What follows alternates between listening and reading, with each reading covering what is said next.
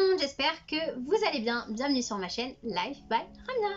Aujourd'hui je suis là pour vous faire une nouvelle vidéo. Je voulais vous parler d'un sujet très important dans notre communauté indienne, c'est les études, comment les parents perçoivent les études et comment ils nous élèvent en fonction des études, les avantages et les inconvénients. Donc il faut savoir que chez les Indiens, les études sont très important, c'est vraiment primordial.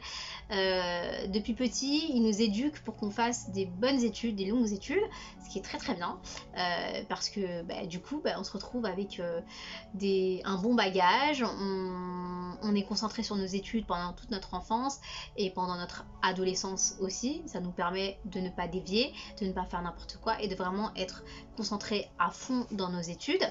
Donc ça c'est un très bon point positif et encore aujourd'hui on devrait remercier nos parents pour cette éducation qu'ils nous ont donnée. Voilà. En revanche, je voulais venir un petit peu sur un point qui est un petit peu négatif et qu'on devrait peut-être nous remédier par la suite avec nos propres enfants, parce que du coup c'est déjà fait. C'est le fait en fait de nous demander par exemple de faire des études sur un domaine particulier. J'ai un exemple, souvent ils veulent qu'on soit médecin, ingénieur, docteur, enfin voilà des grands métiers qui sont très bien payés, qui demandent beaucoup d'études, beaucoup d'investissements. Alors, pour ceux qui ont envie de faire ça, c'est génial, je trouve que c'est très bien. En revanche, pour ceux par exemple qui ne sont pas vraiment intéressés par ça et qui le font juste par la pression des parents ou par la pression de la famille, c'est bien dommage parce qu'ils se retrouvent à faire quelque chose qu'ils n'aiment pas vraiment. Ils ne font pas ça avec passion, ils le font pour la fierté des parents et pour l'image des parents et de la famille. Donc ils se retrouvent à payer des études très chères et qui sont très longues en plus, donc ils se retrouvent à faire des bac plus 5, bac plus 8, alors qu'ils n'en ont pas forcément envie. Pour ceux qui en ont envie, il n'y a aucun souci, je ne vais pas revenir dessus, mais pour ceux qui en ont envie, ceux qui n'en ont pas envie, du coup, ça pose problème, parce qu'ils se retrouvent à faire un métier où ils ne sont pas épanouis dans ce métier, et à faire quelque chose qu'ils n'aiment pas. Alors que dans la vie, le but quand même, c'est d'être heureux et de faire quelque chose qui nous passionne et quelque chose que nous aimons. Et on se retrouve donc du coup dans un métier qu'on n'aime pas et on passe toutes nos journées dans ce travail, tous les jours H24, mis à part le week-end et encore. Donc c'est vrai que c'est bien dommage de nous pousser à faire des études qui ne nous correspondent pas.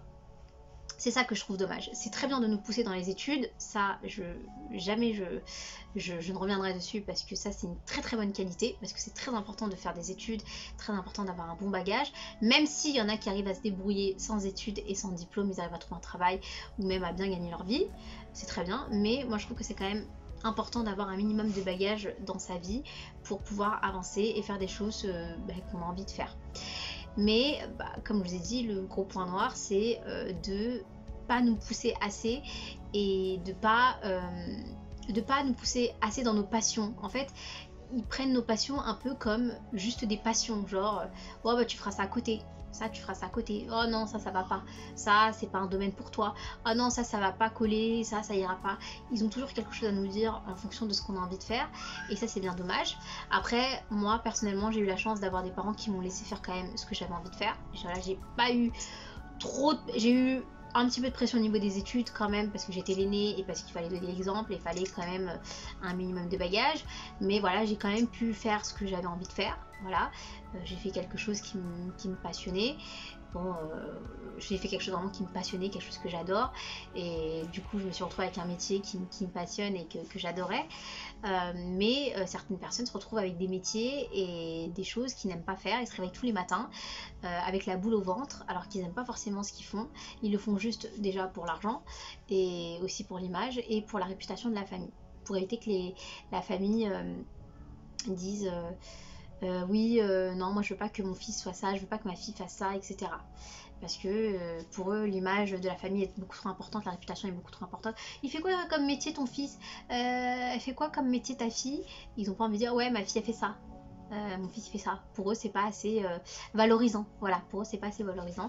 Et ça serait bien de peut-être pouvoir modifier un petit peu cette mentalité, de être derrière les enfants pour les études. C'est génial, c'est très bien.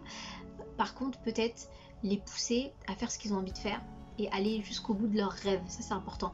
D'être avec les enfants jusqu'au bout de leurs rêves, de les accompagner, de les soutenir dans ce qu'ils ont envie de faire. Par exemple, s'ils ont envie de faire ça, vous les poussez jusqu'au bout.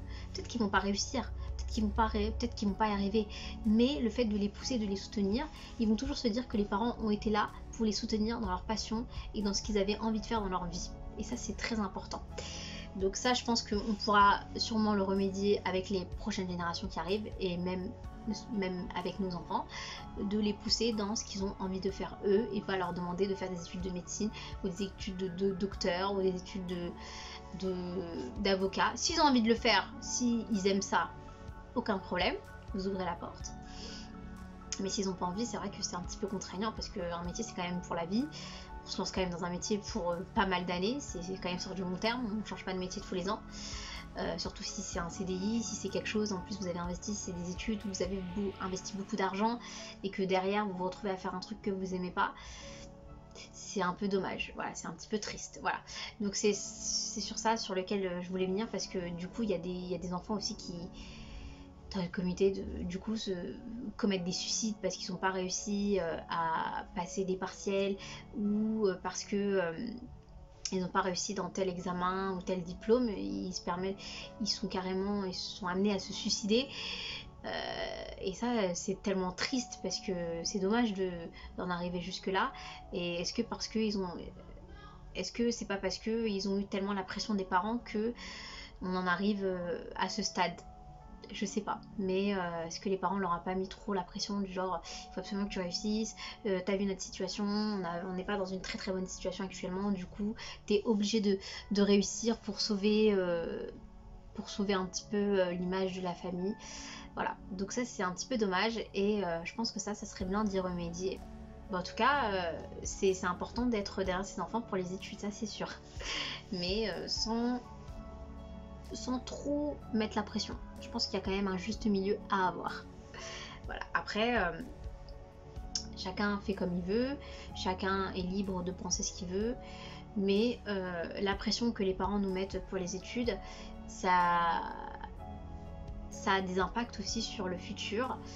Je pense qu'il y a une pression à mettre sur les enfants, mais qui n'est pas trop importante, qui est gérable, voilà, qui est gérable pour l'enfant, sans pour autant que l'enfant se fasse des nœuds dans la tête. Voilà. Bon, j'espère que cette vidéo vous aura plu, et je vous dis à très bientôt pour une prochaine vidéo.